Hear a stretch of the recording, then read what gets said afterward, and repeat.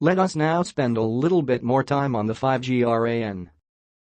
It was mentioned before that the GNBCU is responsible for the upper layers of the UU protocol stack. More precisely, it takes care of the PDCP, SDAP and RRC layers.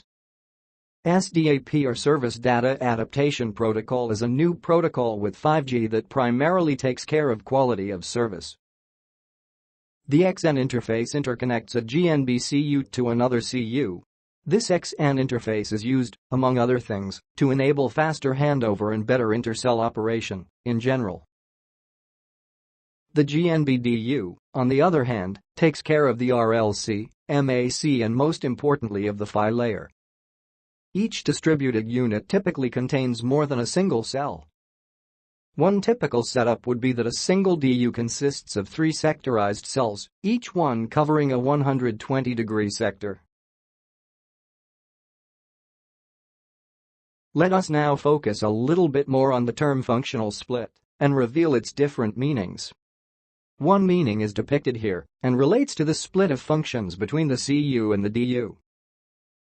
Another meaning is the functional split inside the GNBDU, which divides the GNBDU into a baseband unit and a remote radio head, where precisely the functional split between the baseband unit and the remote radio head occurs is in the courtesy of the vendor and the operator. However, a splitty will require the biggest pipe between remote radio head and baseband unit, but provides for the simplest possible implementation of a remote radio head. Split D, on the other hand, requires only a thin pipe between baseband unit and remote radio head, but the whole PHY processing needs to be performed inside the remote radio head. This functional split is not defined by 3GPP and is therefore not standardized. However, it is defined within ECPRI, another organization, which did similar definitions before also for 2G, 3G and 4G.